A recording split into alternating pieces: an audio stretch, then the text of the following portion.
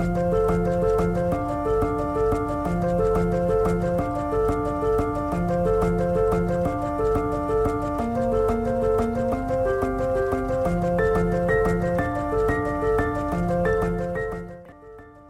I'm Jean Schumacher, founder of the Plant-Based Academy, where I provide help, support, guidance, and resources to switch to a plant-based lifestyle and help you get your health back. Today, I have the privilege of connecting with Cathy Katin Grazzini, who's a plant-based chef and author of the cookbook, Love the Foods That Love You Back, and now she's introducing her latest cookbook, Love the Foods That Love the Planet, where she explains how we can both eat for our health and to cool the planet. In addition to developing healthy, climate-friendly recipes from around the world, Cathy's a culinary instructor and teaches about the environmental and nutritional impacts of our food choices to help people take steps towards a greener, healthier lifestyle. So Cathy, thank you so much for taking the time to be with us here tonight. I always love to do stuff together, Jean, so thanks for having me. I know. Well, what are you making tonight? Well, tonight, one of my favorite soups, it's mulligatawny, but veganized. It often is served as a vegan soup, but not always. For those of you that aren't familiar with mulligatawny, this is a soup that was developed for the British, actually, by a South Asian Indian chef back during the Raj, when the British were ruling over India until independence in 1947. And it originated as a thin and peppery soup. And that's really, I don't know, I've never seen a recipe from the early days, but it has morphed into a much bolder, fuller, aromatic, just wonderful dish. It became very popular among the British in India and back in England. And now it is just, even among Indians and all over the world, it's a great soup. So, and I don't know wherever folks are who are watching this, if you're in the Northeast like we are, it's still pretty cold and nasty. And so it's a warming, peppery soup, and you can control the amount of spice to your own taste. So it doesn't have to, steam out of your ears, you can make it your own. But so, and there's a second dish that's part of this dish to give it more heft. Instead of using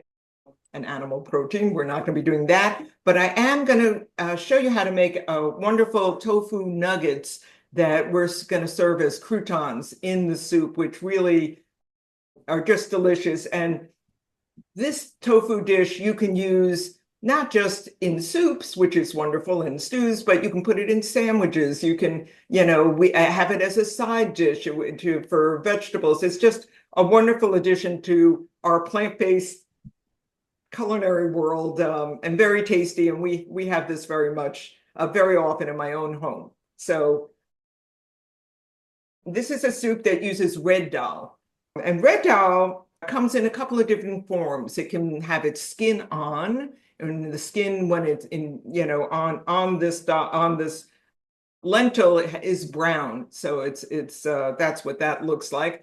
But for this one, it is skinned.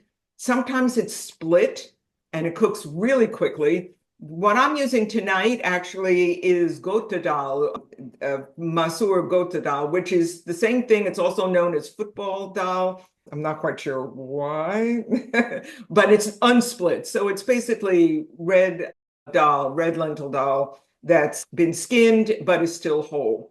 And it takes a little bit longer to cook. So this is a recipe that's in Love the Foods That Love the Planet, my new cookbook here that we can talk about if we have time later, if you have questions. But I'm gonna detour a little bit in a couple of details from what's in the cookbook, just based on the ingredients that I'm using in the dish tonight, which are almost identical, but not quite. So I have water, 8 cups of water that should be, I was keeping it. It's been boiling for a little while. And I wanted to have it ready now. And I'm just going to put the dal in there now, so it has a chance to cook. And it will be ready by the time we're ready for it, which is in a little bit down the road. So we'll let this get a bit of a head start. And we're just going to bring it to a simmer and let it cook away there until it really dissolves. Red dal is wonderful. It will just simply dissolve in your soup. So we don't want it to boil. Let's bring it back to a boil, and then I'll lower this temperature a little bit.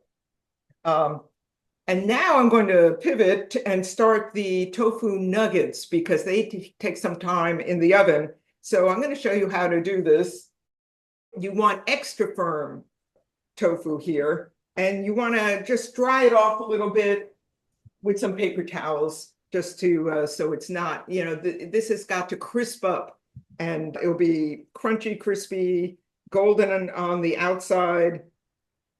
I'm just going to cut it into strips a little bit, and I like it. I mean, you can just slice it all the way through, but I like to break it where I can and then just break chunks into my bowl. I think it's more pleasant to have it's kind of rough on the inside when you do it that way, and it's just a little more fun to eat. A knife will just create a smooth texture. Is so important in food. It's not just flavor, it's also the texture of things.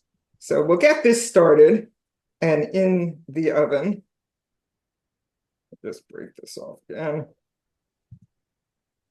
again. Just clean fingers and just break it into bite-sized pieces. And then I'm going to season it a little bit, and we'll get it. I'm going to use my little air fryer, but you don't need an air fryer. You could just use an oven. I just have lowered the temperature a little bit on the air fryer, but I find it makes it a little crisper, which is, putting it in a hot soup. I don't want it to soften up.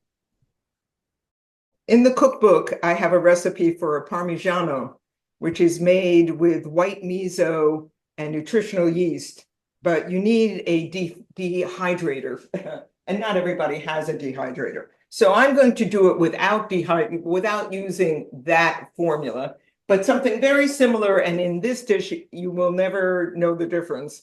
And that is just using a little bit of granulated garlic. I have, roughly, a teaspoon, I'd say, for this amount of tofu. And I have a couple of tablespoons of nutritional yeast. I'm not going to even, I think that's probably plenty. And this is, I usually do this by eye, so I don't want to. This is white miso that I've diluted, but it's still fairly dense. This was 3 tablespoons, but I don't think I'm going to use it all. So about 2.5 tablespoons. I might add a little, we'll see.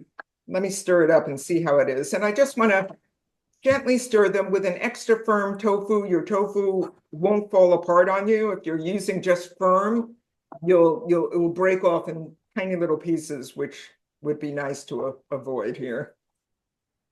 But you just want to give it a little stir until everything is nicely coated.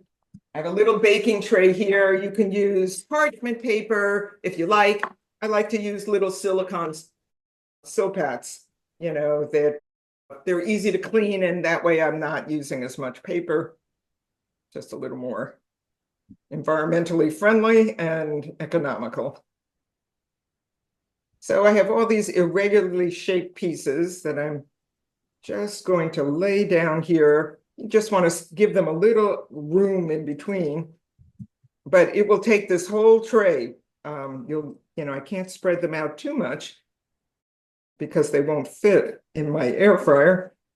The kind of air fryer I have is like a toaster oven.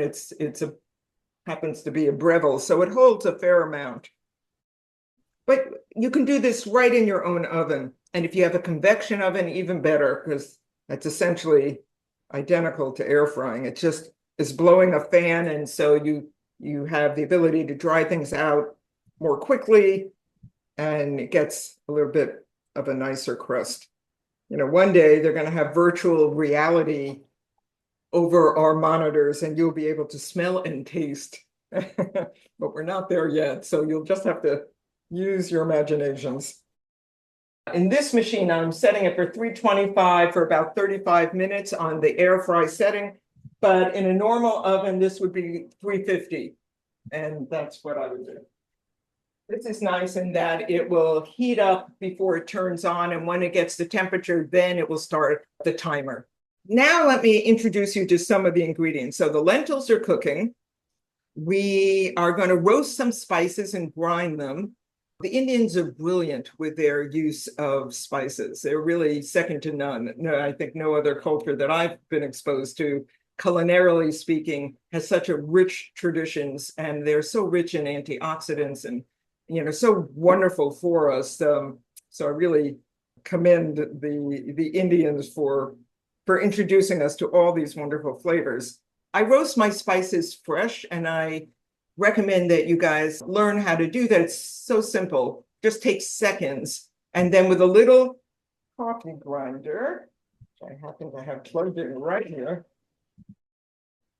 we will just grind them up fresh. And the flavor that you get when you do that is second to none. It's just, incomparably better than what you find pre-ground in the stores. And we tend to buy, these bottles of spices, keep them forever. They lose their potency, they lose their nutritional value, the essential oils evaporate and so forth. So one way to really elevate your cooking, whatever you're cooking, is to just learn how to roast, for recipes that call for spices, is just to roast them. And that's like a minute, it's hardly anything. If it starts to smoke and you've missed it, and your spices will become bitter. So I'm just saying, this is a little cast iron skillet I use for nothing else but roasting spices. It does take a while to heat up. So I'm going to give this just a minute or two, I have cumin seed and coriander seed. That I'm going to roast them together, stir them around for maybe a minute, take them off, and then we'll grind them fresh in my little grinder. And what else goes into this dish? After that, we'll be doing a saute with some onions, some red onion. I have some other spices and herbs, actually. So we'll wait on that for a second. Just want to, this is already getting pretty hot. So let me just get my spices in there. And you want to, I'm putting this on the burner towards you because it's my smallest burner. I don't want to, it's good for a pan this size, but you're not going to even really brown these, hardly. There's no oil involved. You don't need any of that. It's just to bring out the essential oils, make them more fragrant. When your nose is over the pan, as soon as you begin really to smell them, that's really all you need. It's just to wake them up a little bit. And you can even skip this step, but I think it's just a little bit of an enhancement. It helps. If you over roast your spices, then they become very bitter and it can ruin your dish, especially cumin. It's pretty strong. Okay. I'm going to say that is enough. Then, see if I can do this without making a mess.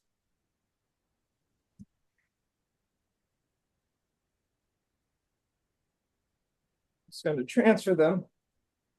So I roasted a little bit more than the recipe calls for. The recipe calls for 2 teaspoons of cumin, 2 teaspoons of coriander. I always do a little bit more because at the end of cooking, we're going to taste it. I'm going to taste it and make adjustments. And sometimes you need a little more. And it's nice to just have it at the ready.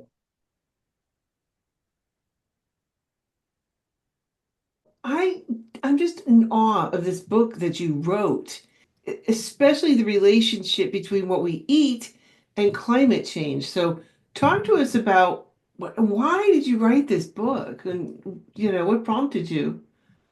A couple of years ago, I was just growing so concerned about what was happening to the environment, and now even more so.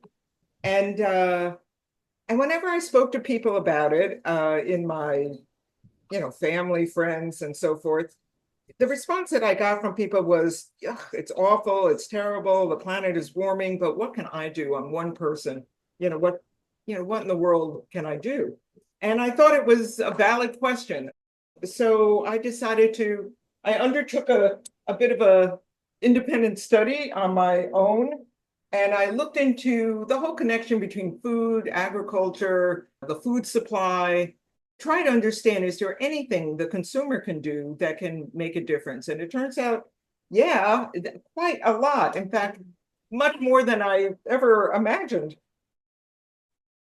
And so that's why I wrote the book, to really explain why it's an issue, to explain, how our food is being produced right now, the amount of greenhouse gases that emanate from different types of food that we eat, and how the types of food we eat and the way we source them can have an enormous impact on the whole food sector in terms of the greenhouse gases that are generated in our homes and as individuals. We can lower our carbon footprint in our households. It's the most powerful thing we can do, is shifting just how we eat to become more climate friendly, eating very low. A lot of plant-based people are already doing many things right, but it's a little more nuanced than that. Not every plant is kind to the planet. And so I just wanted to bring that information because it's so hopeful, such an easy thing to do. And as more and more of us do it, we vote with our forks. It has an impact on what producers produce, what stores stock, and what restaurants serve. And it can really, with public policy going in the wrong direction right now, and wildlife, in a free fall, and the planet escalating in terms of temperatures, it's one thing that we can do that's really powerful. And people don't know. They just don't know. And it's just such an easy thing to do. And it feels so great to do something really that it's great for your family, and it's great for the planet as well. So that's why I wrote it. 100%. So in the ingredients that you're doing tonight, how is that helping the planet? Well, everything in here is really low in terms of greenhouse gas emissions. Lentils are wonderful, all the beans are, but lentils in particular, all the legumes, because they're nitrogen fixing. So they help us also, in addition to being low generating in terms of greenhouse gases in their cultivation, they also reduce the need for synthetic or any kind of fertilizers, because they attract nitrogen in through bacterial action in their roots, and they can be also planted with other crops together to help enrich the soils, which is a big part of the problems that we're facing, is that our soils are so depleted. After I saute these, we have some grated ginger and garlic. They're really wonderful. And here's something, folks, unless they're South Asian or do a lot of South Asian cooking, they may not know this wonderful, one of my favorite herbs in the universe. It's so wonderful. I'm even growing some right now because I can never get enough of it.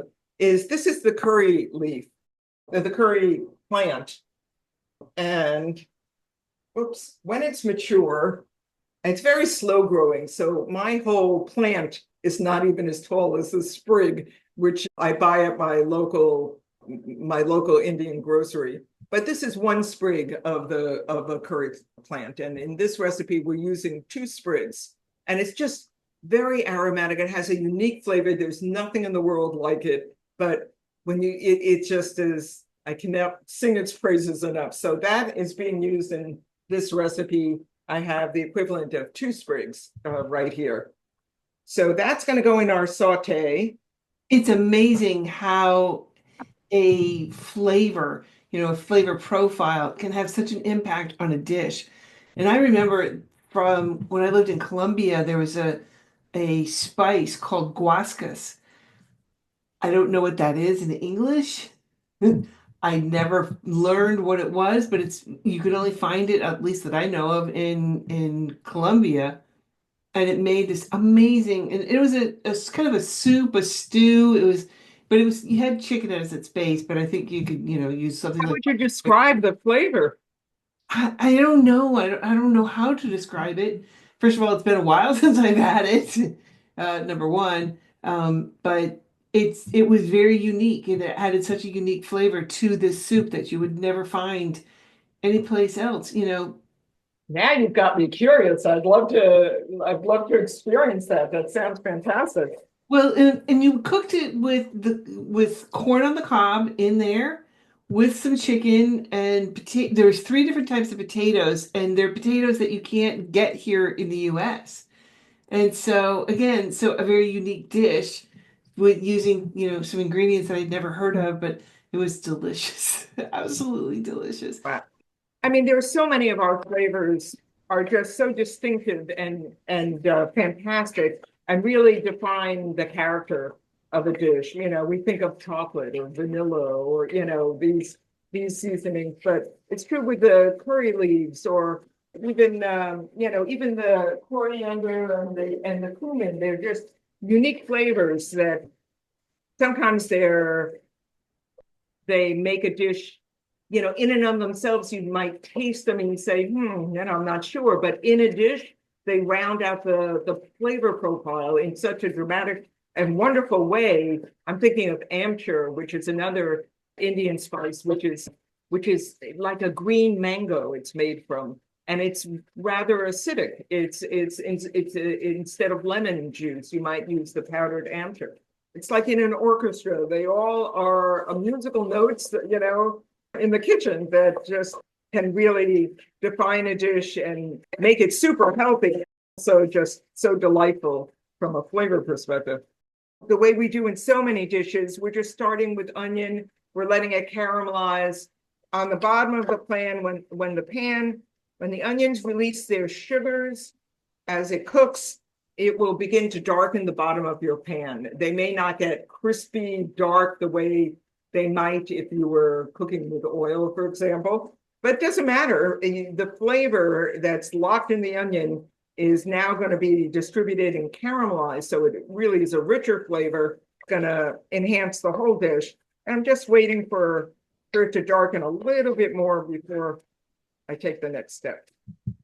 This is a very simple recipe. You know, it's a couple of ingredients, really. We've got tomatoes, we've got potatoes, we've got the garlic, the ginger, the curry leaves.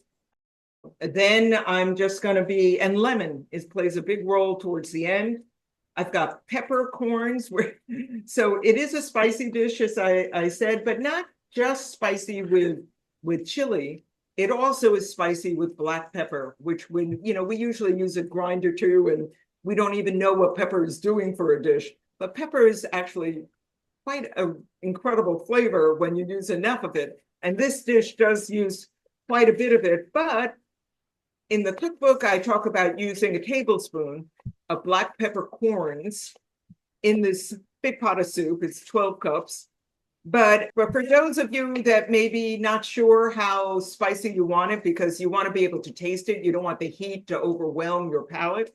If that's where you're at, then I'd start with 2 teaspoons or even 1.5 teaspoons. You could always add instead of finding that it's just too hot for your taste and not enjoy it. But we like the heat, so I will be using it here. So this is just a little broth. Here's another little trick also that I do in my kitchen. So I hate really to use, the boxes of broth that are sold everywhere because they really are insipid. They don't have much character. And I often don't need them. And so what do I do with that carton after, if I'm not making a stock on my own because I'm cooking up a soup and I want to make homemade stock? If I don't have any of that available, and it's just tonight I'm making mulligatawny and I need just to deglaze my pan here. And you see, when you do that, you basically, you can scrape up all those dark colors of the caramelized onion, right? Like that. I use a little dehydrated soup vegetables that I grind in my trusty little grinder and keep that as just a vegetable powder. And whenever I need a large or small, not whenever, sometimes I do make stock, but when I don't have a stock or I need a very small amount, then I'll just mix it with a little bit of water. I can make it as strong or not, as depending on what I'm making. Oops. And there you go. And I use that instead. So I'm putting in my ginger and garlic. Now you can mince this with your chef knife. If you're not as comfortable with that, using a chef knife, and you don't have a mezzaluna blade, you can use a box grater. Works beautifully with really crushing the garlic and the ginger. And, we're going to be using a immersion blender. So everything, once it's cooked, is going to cook down and dissolve. But you'll get, the flavors can disperse more quickly and evenly when you make the garlic and ginger really small and crush them like with a grater. So I'm going to add just a teeny bit more of the broth here, so I don't want anything to dry out. There you go. Okay. So I put those spices in. Now I'm going to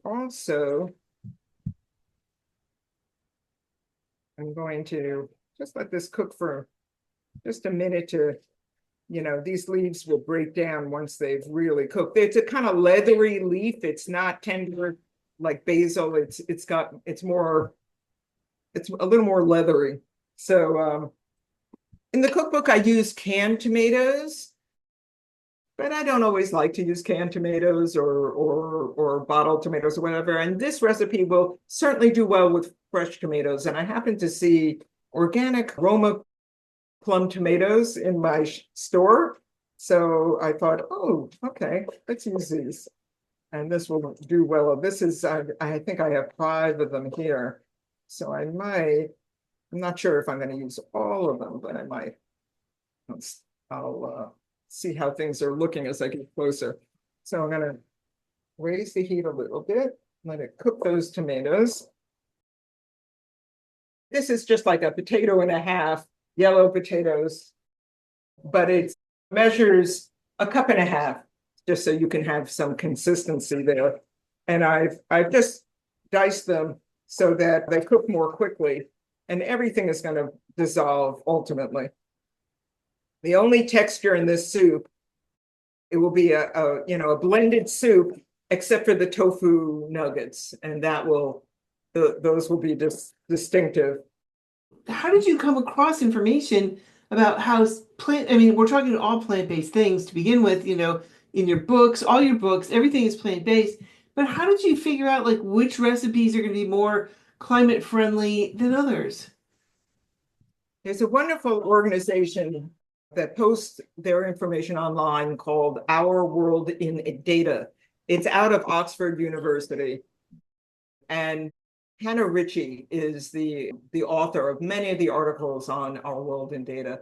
And their climate information is just phenomenal.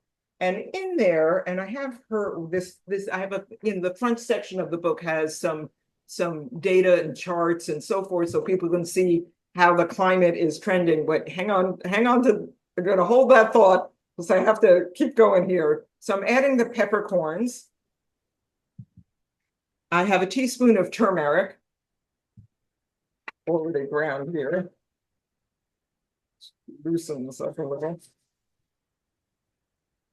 And I have a little bit of cayenne. And again, this is optional. This is the nature of the cook. This is 3/4 of a teaspoon. I'm going to use most of it, but I can always add more. So once I put the lentils in. Ooh, nice and colorful. Yeah, it will be a nice salmon colored dish in the end. Well, and I just found I Googled it because what did we do before Google, honestly? So I Googled guascas, and it says it is a mountain herb and leafy vegetable from Colombia that is used in many traditional dishes. It's also known as gallant, soldier, or potato weed. Interesting. I just read an article today in Nature about how the warming planet is really challenging agriculture and the fears and concerns that many of the foods that people depend on may not be growable in their locales, especially if they're in the southern hemisphere, or near the equator, I should say, for much longer. When we get, we're already at 1.6 degrees in warming above pre-industrial levels. We blew past 1.5, our threshold last year. If we hit 2, the estimates were saying in many parts of the world, half of the crops that are grown are going to be challenged. It's really frightening. We have to learn to get to know some other whole grains, for example, that are more resilient, are versatile, are very health promoting, and depending on if they're grown sustainably, then they maybe help us survive what we're about, in our lifetimes, we're likely to encounter. Oh, that is bubbling away. That looks good. Bubbling away, very pretty, but it's got to get nice and soft now. So I'm going to let it simmer. So I haven't put this in yet, but it's not too late. So I'm going to do this now. So this is the spices that we just ground and roasted, the cumin and the coriander. I'm going to add about 4 teaspoons, which is a tablespoon and a teaspoon. And, I made a little extra just in case I want a little extra. Because no matter how often you make a dish, it's never identical from one time to another. The vegetables are never the same size or the same water content or, flavor profile. Tomatoes differ, potatoes differ. Everything is always a little bit, it's a living thing. So it's never the same. Your curry leaves could be bigger or smaller, garlic and onion and all the rest. All right, now we're going to let it do its thing. The only other thing other than adjustments that really go into this recipe is the lemon juice and lemon zest, which we will use to garnish the dish when we plate it. It's very pretty. And the zest, which I just did before the class, use a little zester to remove you want to use organic lemons when you do this. Not that there's a guarantee they're not sprayed, but one hopes there's less risk for using the outside skin, the rind, and lemon juice. And we'll do that to taste. And you want to add lemon whenever you're cooking, really towards the way end of a dish, because if you cook with lemon and it cooks and it cooks and it cooks, it can become bitter as well. And we don't want the lemon to be bitter. We want it to be acidic, but also sweet and aromatic. And the zest is wonderful in terms of the aroma. That's, when you bend over your dish and you get a waft of lemon zest, it's flowery, it's floral, it's really lovely. And then we would season with some diluted white miso to taste. And I think, if you're going to be eating the entire pot in a sitting, if you have guests over, you can season the whole pot. And to do that, I would remove a cup, dilute my miso in it, put it back in the pot, taste it and make any adjustments. But so miso is a live probiotic food. It's fermented soybeans typically, but there are other types of miso paste as well. And you don't want to boil it. So we're going to add, that would kill off the benefits of being a probiotic. It's a living thing and it doesn't like the extreme heat. It's basically happy in the same temperature as we are. So if it's too hot for you to jump in there, it's going to be too hot for them. So we in Japanese cuisine, for example, where miso originated, they will add it to their soups and stews and so forth right before they sit down to eat. When it's off the heat, it's still going to be hot, but then they eat it right away. And presumably they get the benefits as much as we can of the probiotics. Sometimes if you're baking something and you're flavoring it with miso, you can't help it. But in a soup, you certainly can make it work for you by adding it very late in the game. I just want to add about the lemon zest because this is amazing in terms of potential health benefits. I mean, it's an antioxidant properties are incredible. It contains flavonoids such as limonene, which acts as an antioxidant that protects cells from damage by free radicals. It helps to improve digestion. It helps enhance the immune function. It reduces inflammation. It helps with heart health. I mean, and of course, weight management. It's just amazing in that respect. So anytime I can add zest to anything I do, lemon or lime zest is just darned amazing. I mean, and Yeah, the the flavor zests are profile. really powerful. Orange zest also, or citron, if you can find it, all the citruses. Yeah, I mean, so many of that's why I love cooking this way, is because almost everything we eat is just like so powerfully beneficial, with the antioxidants and fiber and all the other nutrients. You're loving your body with every mouthful, in every way. So these are the little nuggets, and we will use them in the soup. I'm just going to put them aside for now. Color is so pretty. It's a saffron color. Yeah, you want to stir this every so often because the solids will begin to sink to the bottom and you don't want any sticking. So where can we get these curry plant leaves if we don't have a Asian section? If you don't have an Asian store, I understand it's very difficult to grow from seed. I don't know why, but I have not tried to do that.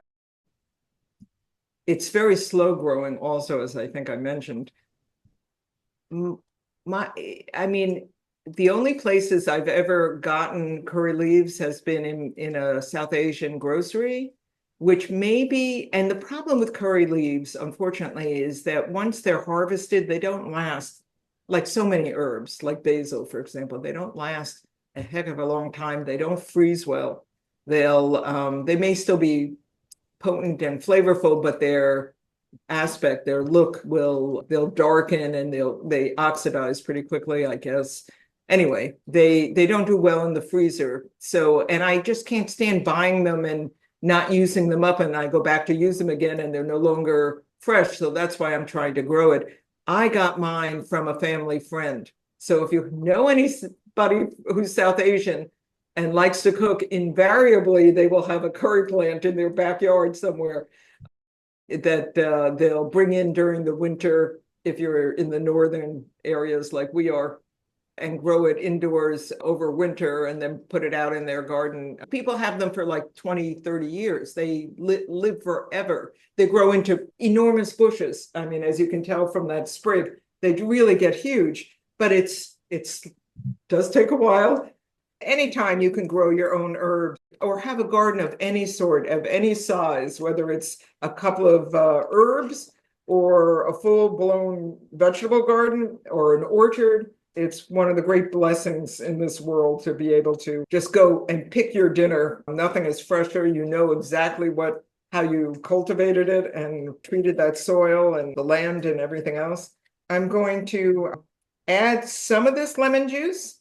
I have an extra tablespoon in here because I wanted to be able to add more if I need it. And now I'm going to turn off the heat. This thing owes me nothing. I've had it for a long time. It's very inexpensive, this particular one, but I actually have a more expensive model, but I always come back to this one. It's just so easy to use.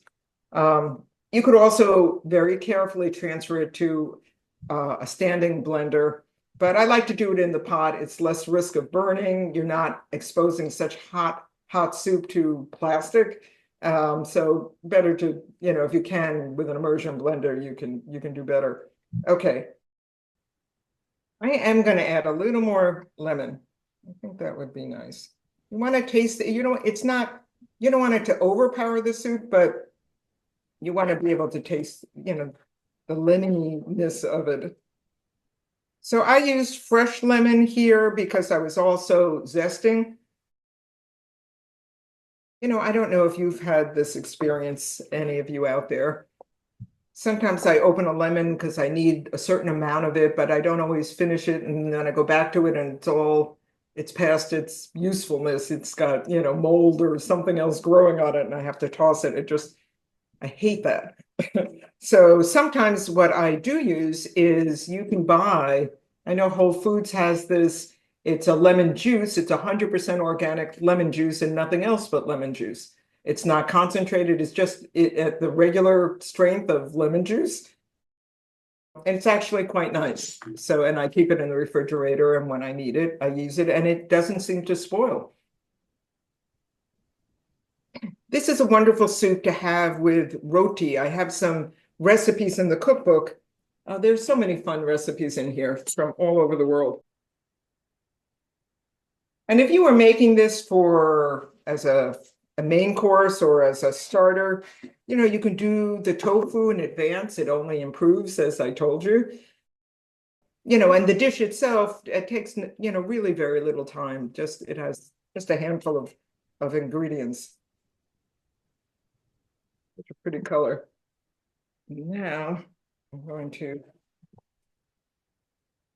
leftover miso. So if I were just having this for myself or my husband and myself at this point, because kids are out of the house, I would season in the bowl with miso because we would have leftovers. I wouldn't want to reheat the soup and kill off all the healthy miso probiotics. So you just taste a tablespoon or two is all it really needs. If you wanted to get fancy, for garnishing, it really doesn't need a heck of a lot. You could always use cilantro. You can use the zest, as I talked about, which I will do right now. I also happen to have something, I haven't tried this yet, actually, before I add it, but I thought if you're willing to be bold and experimental with me, this may or may not work, so it's a little risky, but hey, it's all good. It just might not be as beautiful as I'm hoping it will be. I happen to make a little bit of a sauce today with some cilantro that I had on hand. I had a bunch of cilantro. I roasted a head of garlic. I just took the garlic, cloves, peeled them after they roasted, oil-free roasting. And in my blender, I put the cilantro with the garlic, a little nutritional yeast, and a little bit of white miso, and made a sauce, which is lovely as an accompaniment, as a dip or whatever. It's strongly garlicky and cilantro-y.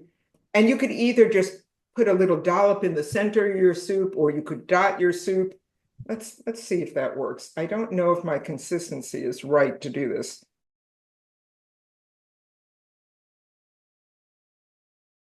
Then if you have a chopstick or a skewer of some sort, you just draw a line. Oh, look at you go. It's just a nice little decorative. Yeah, it's sort of, sometimes, you can do this with creams and it makes little arrows. With the cilantro, not too bad. And then I would just, put some of the zest over and all around because it's just pleasurable. Smells so good. This is also part of our garnish. There's your dish. It's beautiful. And it's nourishing. It's high protein and all high fiber, high protein. Everything you want and need, you'll get in this bowl full. It's good, kind to the planet. Lentils are great for our poor Earth right now. It's a great thing too, and so good for us. So I hope everybody enjoys. I hope you make it at home. Drop me a line. Let me know how that came out. Don't make it too peppery unless you really like the pepper. You can always add. But I like the pepper, and it is a really lively, fun soup. Well, I've already ordered my curry plant, so we'll see how it goes. And thank you so much. And everybody, thank you so much for spending your evening with us. I hope you've gotten something to take away from this and enjoyed Cathy's amazing cooking demonstration. She never disappoints. And her books, I just got to put a plug in for your books because I have both of them. They're just, first of all, her husband, Giordano, is an incredible photographer. His work is just outstanding. And so the pictures are just amazing in the book. So they go along with the recipes and they're just beautiful, beautiful. So these are gourmet recipes from around the world. Please, you can check it out on Amazon and get her books. The books are available wherever books are sold. Well, thank you so much.